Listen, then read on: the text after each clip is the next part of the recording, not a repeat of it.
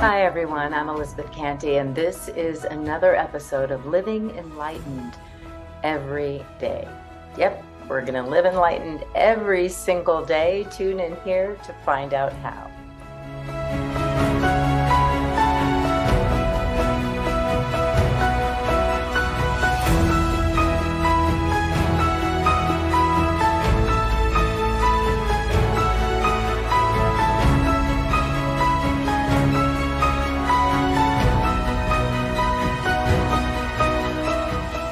Today we are talking about that mental noise that so many of us seem to struggle with. It's that constant mental activity that seems to run our everyday lives. We've talked about this a lot, and I am getting a lot of information from you guys about just wanting to know more about that separation. How do we separate ourselves from all the mental noise? So when we think of it as this idea that we are not our body, we're not our mind, we're not our thoughts. We've talked about this a few times in the last few episodes, but we're going to go right to mind today, right to thoughts. We are not our thoughts. And what does that mean? It means as the thoughts arrive or arise, they come up out of seemingly nowhere. And it can be a thought about something we need to do later, about something that's happening now, about something that happened last week. It can seem random, like just some random memory springs up and we go off into thinking about that memory or thinking about that problem or whatever it is, whatever that thought is. And as I've talked about becoming the observer, it gives us space. There's a sense of separation from the thoughts that are coming and going and the thoughts that are chasing the thoughts that are coming and going, and the one who is thinking them, right? So we have the one who the thoughts arise up, the one who is aware of the thoughts, and then we have all the thoughts. Sometimes they're spinning, sometimes they're wonderful and pleasant, sometimes they seem innocuous. As I've said before, they seem they're not harmful if I'm thinking wonderful things about how beautiful the sky is or the weather is, or how this time last year was so much colder and it's so warm right now. I mean, these things we think that would be okay, or they're sort of positive, if we're going to use that word, positive thoughts. They're not harmful or judging, but it is a subtle form of judgment. What our thoughts do is when they constantly come in and they want to assess the situation, the thoughts, it's really the ego, the group of thoughts that senses itself as separate. That's what the ego is. It's just a group of thoughts, of beliefs, which are thinking the same thought over and over again, thinking that we are separate from our source, separate from our good, separate from enlightenment or living enlightened, separate from peace, freedom, joy that is always available to us. So if there is something in the way of our peace, our joy, that sense of freedom, love, that unconditional love, then we know that's not our natural state of being.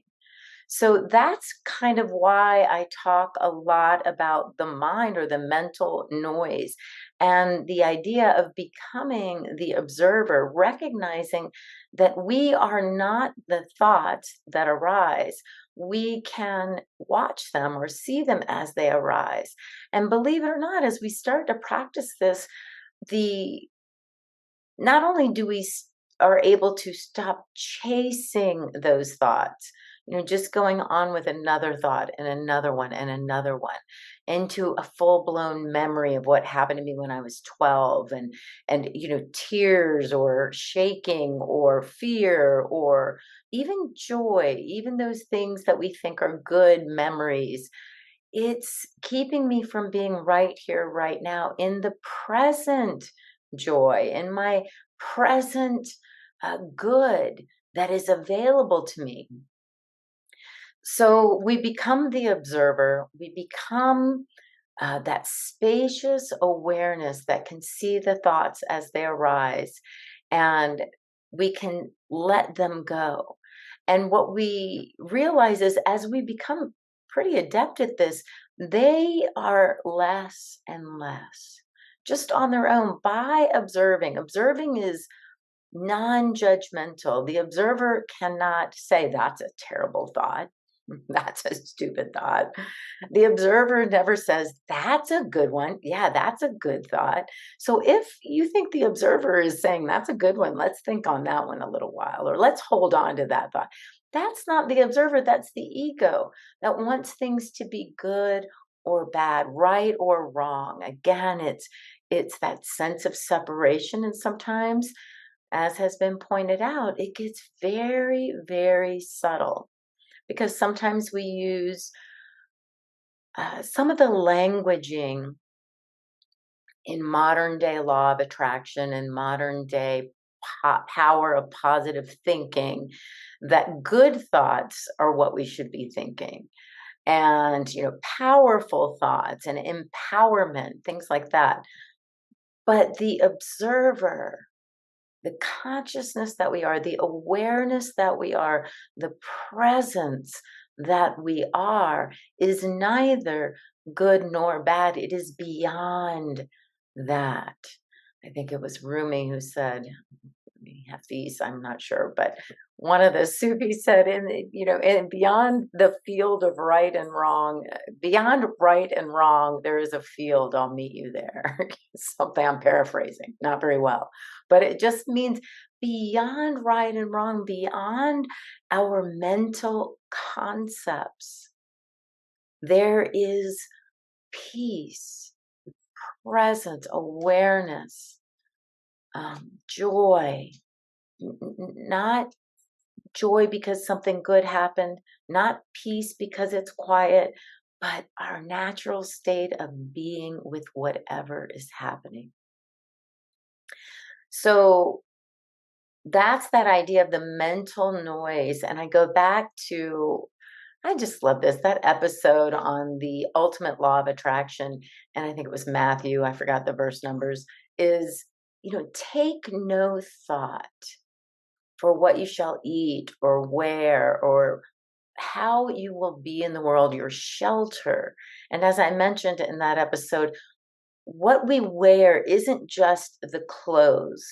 It's all the things that we put on ourselves, the job, the career, the family, the relationships, the actual body, the food, and the clothes. And take no thought is that idea of not mentally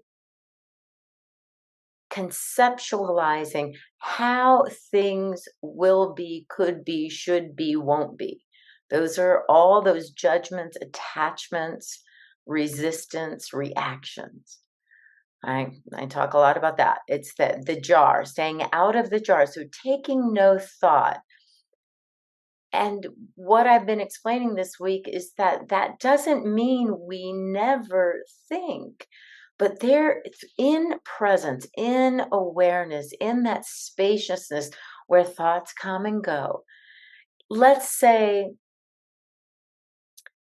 you hear a baby cry and you're a young mom. There's there's an alertness, there's an awakeness, there's a thought, is that my baby? If you're home alone, it's going to be your baby. But let's just say you're out and about and it's like you're at a friend's house. Which child is crying? What kind of cry is that? Hunger, pain, fear, it's that alertness that allows us to discern what is happening in that moment. And in that awareness, we don't have to think, oh my God, this and this is happening. This could be happening. That could be happening. Remember last week when that happened? I have to do this. I should have done this. You haven't even moved yet. These are the thoughts that are going through your mind. Your blood pressure is rising. Your body is tense. Your muscles are tense. The cortisol is pumping through, right? Because those are the thoughts that come from the idea of being separated from our good. But what we can do as the awareness, the sound comes, the awareness of what that could mean comes, and we are guided and directed to spiritually discern what that is. Is that my child? Is that a cry for attention? Or help? Are they laughing hysterically? What, we discern. And in that moment, we are guided to move. Maybe it's to not move, but we are guided and directed perfectly without the mental noise. So maybe now you can kind of see how important this is in our well-being, not just enlightenment. That's what I talk about. It's like, why live enlightened? Because in enlightenment, we are in joy and peace and just present to what is and happy. There's no other reason to live enlightened than just being peaceful and joyful and happy. That's our nature. That's our natural state of being. And so I take this example that just came to me, and if we're let's say the baby's crying in the middle of the night and we're awakened and we hear that sound, we're again aware, we're present to the sound, and we're discerning, spiritually discerning. Is that call, that child having a nightmare? Does it need to be comforted? Will it just go right back to sleep? That I remember teaching my son to self-soothe, to recognize he is perfect right where he is and he can go back to sleep in 20 seconds. He's a great sleeper now. So am I. And it's just that idea of we are moved to do exactly what we need to do in all of those moments. These are some light moments I'm talking about, but we can pick the heavy moments. I've had a lot of those too, and felt like I was always, always, always guided and directed perfectly when I am coming from that space of being the observer rather than fear. What is that? What's going to happen if? What if this is like last week or last year or last, 5 years ago? What if we get lost in the past or we worry about the future? And again, going back to the quote from Matthew, anxiety will do nothing, nothing for us. Spiritual discernment, being alert, awake, and aware to the present moment, what is happening, is everything. It doesn't add to ourselves, it is ourselves. But anxiety cannot add one cubit, one measure, 1 inch to our lives. And science corroborates now, it takes away from our life. It takes away from our body's resting state or ability to release tension. It adds tension. It adds that what is it when we're constantly in that state of just slight tension and we don't even recognize it? It's the mental noise. And so it's not that we have to constantly monitor our thoughts. That would be difficult. And I know because I've tried. I'm just going to tell you right now, I've tried. I've tried a few different ways, a few different times, and that's exhausting, right? What is what is easy and again in alignment with our natural state of being is breathing and being still right where they are. And I don't mean not right where we are, not still as in my body can't move, like I have to lay on the floor, sit in a chair, sit in lotus position. It isn't that, although I like that too. It's being our mind being still, becoming the observer, watching the thoughts arise. That's the stillness. So we can do that mowing the lawn. You know, we can do that feeding the dogs. We can do that during a terrible storm. We can be the alert observer, discerning. That was a branch that just hit the roof of my house. Is it big enough to for me to go out in that storm and look, and I'm spiritually aware. From that space, the all-knowing, omniscient, omnipotent, omnipresent Spirit of God is right where I am, moving, guiding, breathing me. And I will know exactly what I need to do. Probably not go out in the storm. But it's being guided and directed so it feels good. Whatever we are guided to do feels good. So we're not running around like last week talking about losing your mind. Like lose your mind, free your spirit. Free that spirit within to do what it is always meant to do. It is always meant to live this life as us. We aren't meant to the small separate self, the ego that looks like this little body and this frail, relatively frail piece of whatever I am, human animal. I'm not meant to do it all. I'm not meant to make it all happen. So we take no thought. We allow the mental noise to be what it is, to dissipate, and we just rest in awareness. We rest in presence and the spiritual discernment, discerning, which I guess another word for that easily is noticing. We notice what is, we don't judge it. We don't attach to it. Oh, well, that's what's happening. I got to have that. I got to do that. I got to make it happen more. We're noticing. And in noticing, again, there's a guidance to do or be or not do. There's something always for us in it. It's just spiritually discerning.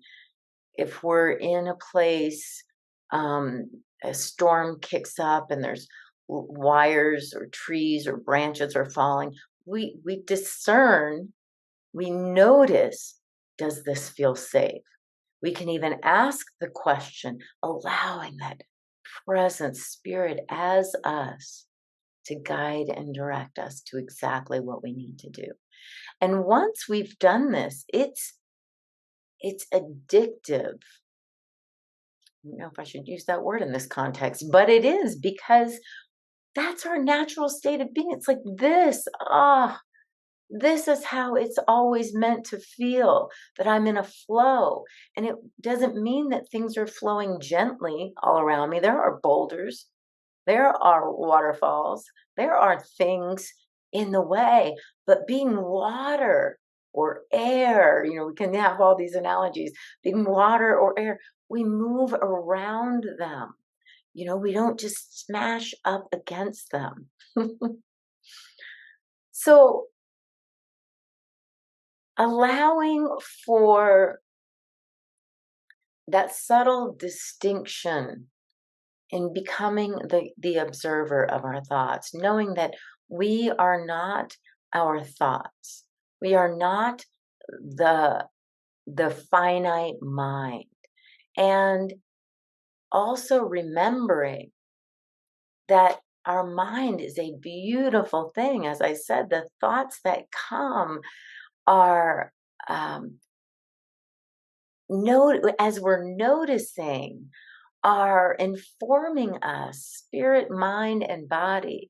And so that we really enjoy being in the body, right? We enjoy our mind. Our mind isn't using us to, run amok, to go a million miles an hour. It's us enjoying the mind, the wisdom, or the sense of communing, the sense of communicating. We find that we can communicate with nature, with dogs, with animals, with neighbors, with people from other tribes, right? We find that we're at home wherever we go because we are in that state of awareness, noticing. And when we are that awareness, when we are non-judging, non-attached, non-resistant, non-reactive, what is flowing into our lives, even if it is judging, reactive, all those things, we that cannot even move us off our center. So again, we're noticing, and we're free from reaction. We're free from the mind spinning. We're free from our past stories. The story we always tell about how this person hurt me and betrayed me and left me and ruined me and took all my money, and the Ponzi scheme, or the bad work environment. We have the stories, and again, they seem like they're so deep. There's such a part of us. They're a part of why maybe our body aches, our knee went out, our shoulder tore, whatever that is. And we have these stories, but as the observer, now it doesn't change the fact that group of facts happened, but that we're not attached to the spinning of the story. It's like it just moves away from us. And we remember, oh, I am not a hurt shoulder. I am 99% flexible and movable here. What? That's beautiful. I am beautifully in motion right here. So the story changes. And I talk about that in my book. It's like, what's your story? The story changes. So now the story isn't, 1% blown out shoulder, or hip or hip replacement, whatever that is. It's all the things that work. It's a miracle. All the things that work, have worked, will work, continue to work in this present moment. The sense of being aware is right here, right now. It's working always. There's nothing we can do to lessen the ability of being present, being one with. So, yes, living enlightened is really living in joy and peace in our natural state of being present and aware, and then being that observer. It's that the ability to just watch with love, compassion, non-judgment, all the things that are happening. And I kind of want to go back. I think I missed a little point about the little innocuous things that we think. It seems like, why should that be a problem? But, and I won't say it's a problem, but it isn't our natural state. Our natural state isn't to have that commentary on everything that's going on. Our natural state is being one with everything that's going on. And as we are one with, there's no need to commentate. Is that a word? There's no need to comment on, right? We don't have to say the sky is blue. We're there. It is. We are, right? There's no reason to have the running commentary. So it's that practice of being the observer and being allows us to commune, and that sense of infinite connectivity to all that there is, that expansive feeling of love for everything and everyone, recognizing this presence is all that there is all the time. So I hope that helps some of the concepts that we've been bringing up every week, and maybe takes you just that step deeper, that step into becoming the observer. Recognizing that spaciousness between the mental activity, the mental noise, and spiritual. I shouldn't call it spiritual. It's just awareness. It's not spiritual. It's not spiritual. It's just who and what we are, our natural state of being, present, aware in this moment, connected to everything. So here we are in this wonderful, amazing space, in our body fully, in our mind, meaning the mind thinks. It's kind of its job. That's what it does. That's what it's supposed to do. It translates vibration into this thought. And as we observe the thought, we're guided and directed. It's such a beautiful ease. And yet, understanding that no one really taught us this, we're all kind of learning it as we go. And we sometimes don't trust it. And that's why it helps to have a coach, a friend, a group of like minds that come together and say, yes, I've been working on this. I've been trying this. I've been sensing this. I've been practicing this in my meditations. How does that feel to you? You know, Buddha said, never believe anything that I say. And he said, don't believe everything you think. Please don't believe everything that you think, because we've already realized we are not our thoughts. He said, but bring it to your Sangha, bring it to your satsang, bring it to your community, and share these ideas with like minds, and realize that where two or more are gathered, there I am. And as we uplift any one of us, all of us are lifted up.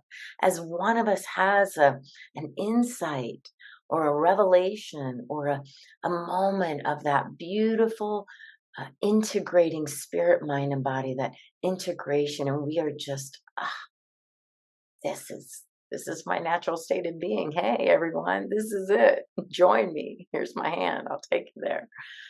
And we share it. That's why we do this, right? And that's why we listen to podcasts and read books and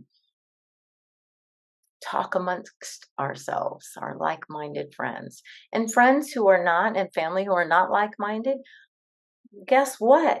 We're the observer. We're standing in our peace and our joy and our love, not judging, full of compassion and love and understanding, and just being with what is in this moment. True enlightenment for me is being right where we are, doing exactly what we are doing, being with whoever we are with, and fully integrating spirit, mind, and body. We are present, aware, alive. And that's it. There you go.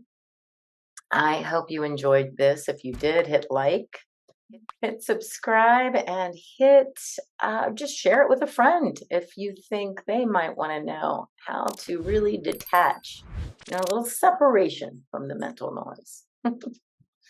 I'm Elizabeth Cantey. You can find out more about this and other principles on my website, elizabethcantey.com.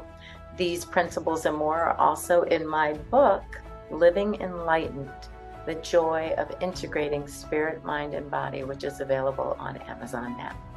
Thank you for listening. I just know for you, your natural, true state of being is laughing, loving, and living enlightened every day.